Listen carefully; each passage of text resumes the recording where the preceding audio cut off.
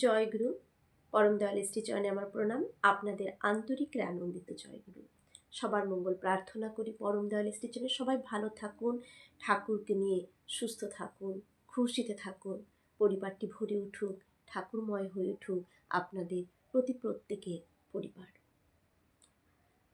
আমাদের সকলেরই ব্যস্ততার মধ্য দিয়ে কাটে।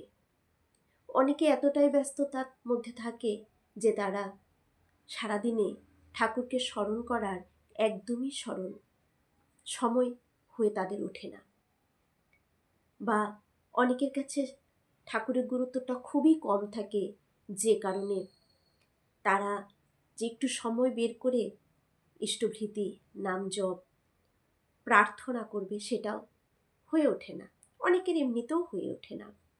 যাই হোক, আমাদের দুর্ভাগ্য যে আমরা দয়ালকে পেয়ে, স্বয়ং বিশ্ব ব্রহ্মাণ্ডের মালিককে পেয়েও আমরা তার গুরুত্বটা উপলব্ধি করতে পারি না। এটা আমাদের দুর্ভাগ্য, আমারও দুর্ভাগ্য। আমরা অনেক কিছুই এখনো ঠাকুরের মতন করে করতে পারি না, আমি নিজেও। এটা আমার অত্যন্ত দুর্ভাগ্য। তিনি এত দয়া করে এই মনুষ্য জীবন দিয়েছেন, কিন্তু এই মনুষ্য জীবনকে কিভাবে কাজে লাগালে তার সার্থকতা হবে, কতটা সুন্দর জীবন আমরা উপভোগ করতে পারি, সেটা জেনেও আমরা অবজ্ঞা করি। কেন জানেন? ওই যে খারাপ রিপুগুলো রয়েছে, তারা আমাদের কোনোভাবেই ছাড়তে চান না। আর এই সাধনার পথে যখনই আপনি ঠাকুরের পথে চলতে চাইবেন, তখনই দেখবেন নানান রকম বাধা আপনাকে আঁকড়ে ধরবে।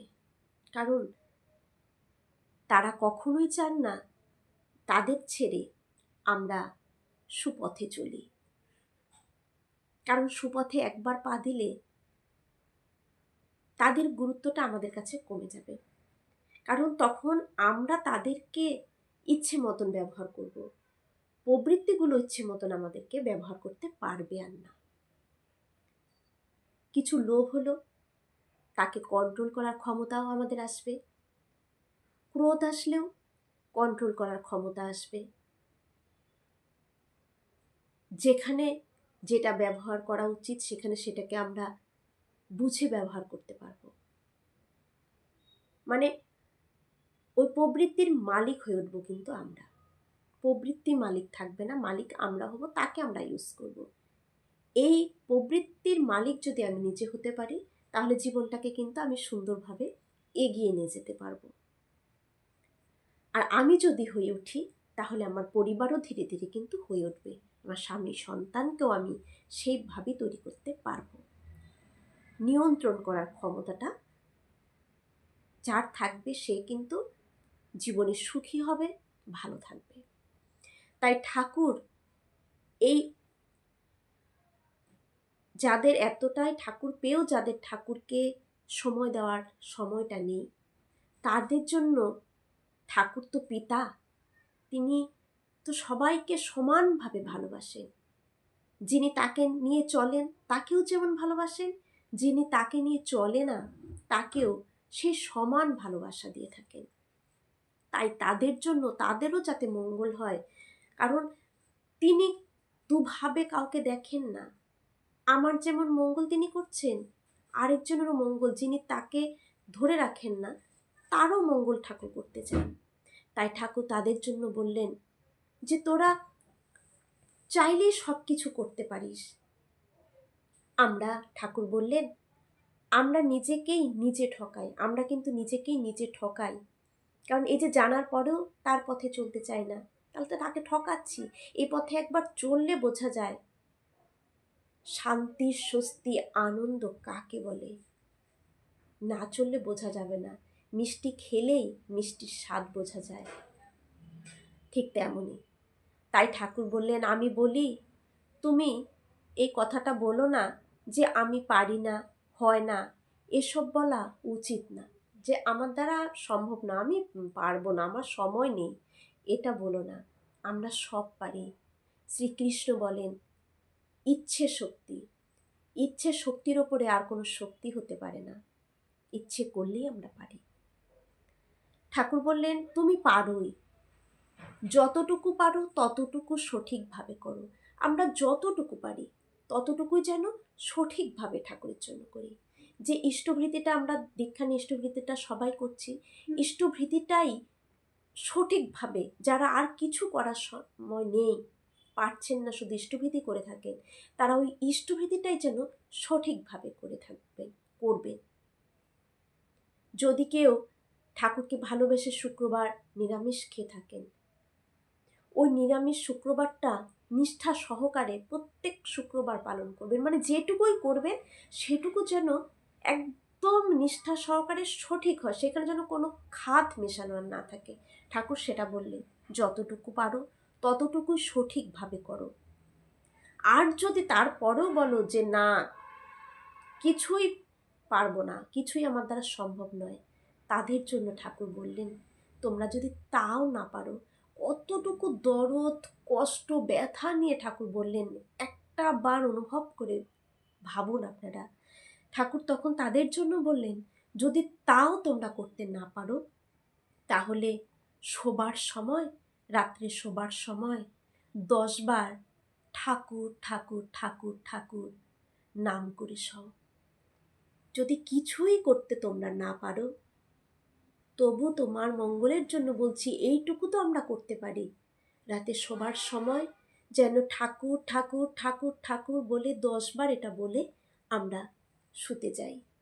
তাদের জন্য ঠাকুর বললেন। ওই বলতে বলতেই হবে, ঠাকুর ঠাকুর করে রোজ বলতে বলতে তার প্রতি ভালোবাসাটা কিন্তু আসবে। দেখবেন রোজ কাউকে কিছু দিচ্ছেন, বাড়িতে একটি বেড়াল কুকুর থাকলেও রোজ যদি তাকে খেতে দেন, দিতে দিতেই, রোজ দিতে দিতে তার প্রতি ভালোবাসা গজায়। আর তিনি তো পরম পিতা, তিনি তো মালিক, তিনিই আমাকে চালান, আর তিনিই আমি। এই আমার ভেতর থেকে তিনি যদি একদিন বেরিয়ে যায়, আমি শেষ। এই আমি বলে আর কোনো পরিচয় থাকবে না। যাদের প্রিয়জন ভাবি, তারাও তাড়াতাড়ি ঘর থেকে বের করে ফেলবে, তাড়াতাড়ি শ্মশান ঘাটে নিয়ে চলে যাবে, বেশিক্ষণ রাখা যাবে না। যাকে প্রিয়জন ভাবি, কিন্তু যিনি প্রিয়জন তিনি প্রথমেও থাকবেন, মাঝেও থাকবেন, শেষের দিনেও তিনি থাকবেন। তিনি কখনোই আমাদের ছেড়ে যান না। তাকে একটু ভালোবাসলে কি এমন ক্ষতি হয়ে যাবে আমাদের? বরঞ্চ এটুকু ভালোবাসবেন, এত এত তিনি দেবেন। তাই যারা একদমই সময় পেয়ে থাকো না, তারা শোবার সময় শুধু ঠাকুর ঠাকুর ঠাকুর করে 10 বার বলে শুয়ে পড়ো। এই বলতে বলতেই হয়ে যাবে, বলতে বলতে তার প্রতি ভালোবাসা জেগে উঠবে। যেমন মিষ্টি ভালো না লাগলেও খেতে খেতে ভালো লাগবে, মিষ্টি খেতে ভালো না লাগলেও খেতে খেতে ওটা অভ্যাস হয়ে যাবে, ভালো লাগবে। যারা সুগারের পেশেন্ট তারা দেখবেন তেতোটা খায়, তেতো খেতে তো কারো ভালো লাগে না, কিন্তু শরীরকে ভালো রাখার জন্য, সুস্থ থাকার জন্য তারা খেতে থাকে। আর তখন খেতে খেতে তখন ওটা ওদের কাছে একটা অভ্যাস হয়ে যায়, কোনো অসুবিধাই তাদের হয় না, আর খেতে ভালো লেগে যায়, তাতে পিত্ত সারবে। ওই মিস্ত্রি প্রতিদিন খেতে খেতে খেতে খেতে ভালো না লাগলেও যদি রোজ খায়, ভেতরে যে পিত্তগুলো থাকে সেগুলো ঠাকুর বললেন সেগুলো সেরে যায়। তাই ওই ঠাকুর ঠাকুর বলতে বলতে বলতে বলতে আমার ভেতরে ওই পিত্তরূপ যে খারাপগুলো রয়েছে, পিত্তরূপ যে প্রবৃত্তিগুলো আমার আত্মাকে, আমার প্রিয় পরমকে, আমার ভালোগুলোকে যে ঢেকে রেখেছে, সেইগুলো, ওই পিত্তগুলো, ওই খারাপগুলো ধীরে ধীরে ঠাকুর বলতে বলতে তার প্রতি ভালোবাসা জাগতে জাগতে সেইগুলো একটু একটু করে সরতে থাকবে, সরতে থাকবে। আর এই ভিতর দিয়ে আমাদের পরমাত্মা, আমার ঠাকুর জেগে উঠতে থাকবে। কার ভেতর জেগে উঠতে থাকবে? আপনার ভেতর দিয়ে। কারণ আপনি ঠাকুরকে ভালোবাসা শুরু করে দেবেন, আমি ঠাকুরকে ভালোবাসতে শুরু করব। যত যেটুকু করব নিষ্ঠা সহকারে যখন সঠিক করতে থাকবো, সেখানেই জায়গাটা পরিষ্কার হয়ে গেল, সেখান দিয়ে ঠাকুর ফুটে বেরোলেন। এতে আমরা ভালো থাকবো, আপনি কি চান না আপনার সন্তান ভালো থাকুক? সন্তানকে ঠাকুরমুখী ইষ্টমুখী করে তুলুন। ঠাকুর সন্তান ভালো থাকবে, আমরা ভালো থাকব, তাহলে বৃদ্ধাশ্রমে আমাদের আর যেতে হবে না। এই পরিবারটি এটি দেবালয় হয়ে উঠবে। আর দেবালয় কে করে দেবে? আমাকে নিজে তৈরি করতে হবে। জয় গুরু।